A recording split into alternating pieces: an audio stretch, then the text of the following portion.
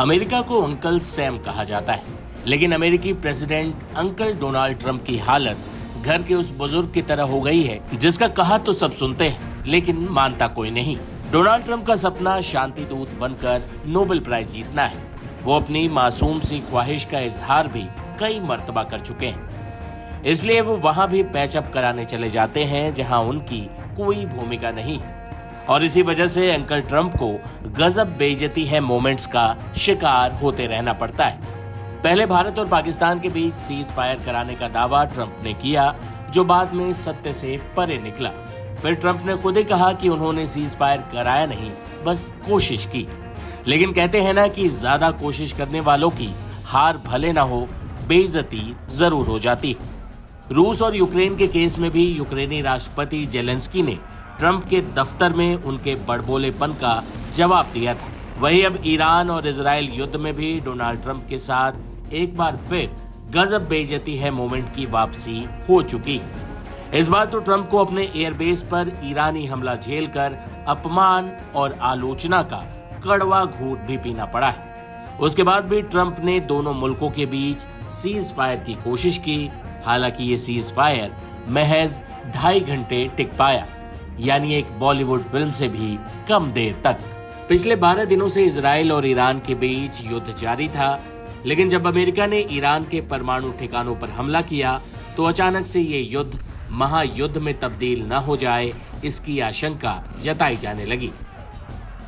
America ने ईरानी परमाणु ठिकानों पर हमला किया तो लगा कि स्थिति और बिगड़ जाएगी। रूस और चीन भी इस युद्ध में शामिल हो सकते हैं, लेकिन ईरान ने अमेरिकी हमले का पलटवार करने में देरी नहीं लगाई और इराक और कतर में मौजूद अमेरिकी एयरबेस पर हमला कर दिया। इस हमले के बाद वो हुआ जिसकी उम्मीद कोई नहीं कर रहा था। अचानक से सीज फायर की घोषणा हो जाती है।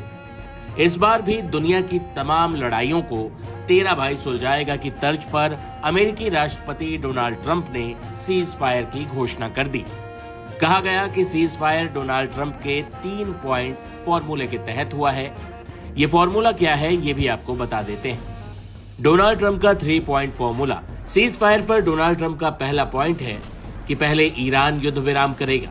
ट्रंप के मुताबिक दोनों देश पहले अपनी अंतिम सैन्य कार्रवाइयां पूरी करेंगे, इसके बाद ईरान पहले 12 घंटे सीज फायर करेगा।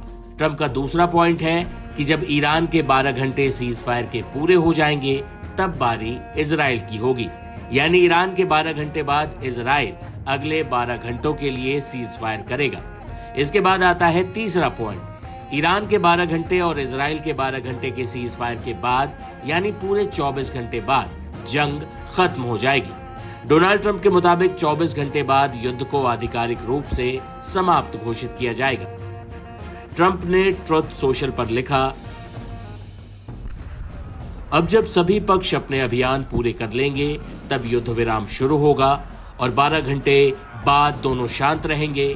24 घंटे बाद यह युद्ध समाप्त माना जाएगा। लेकिन यहां भी ट्रंप का दांव उल्टा पड़ा। अमेरिकी राष्ट्रपति डोनाल्ड ट्रंप का प्रस्तावित युद्ध विराम 24 जून 2025 को लागू होने के कुछ घंटे बाद ही खतरे में पड़ गया, जब इजराइल ने दावा किया कि ईरान ने उसके हवाई क्षेत्र में मिसाइलें दागी। मंगलवार सुबह उत्तरी इजराइल में विस्फोटों की आवाज सुनाई दी और सायरन बजे, जबकि दोनों देशों ने 12 दिन के युद्ध को समाप्त करने के लिए युद्ध विराम स्वीकार किया था। हालांकि ये युद्ध विराम 2.5 घंटे भी नहीं चला।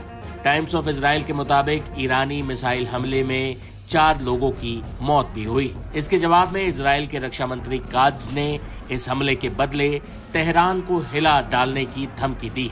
उन्होंने अपनी मिलिट्री को निर्देश दिया है कि ईरान के हर हमले का जवाब तुरंत दिया जाए।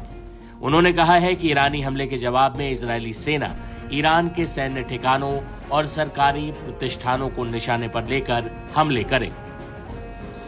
जम्मू कश्मीर की पूर्व मुख्यमंत्री महबूबा मुफ्ती ने भी डोनाल्ड ट्रंप के रवैये की आलोचना करते हुए क्या कहा, सुनिए।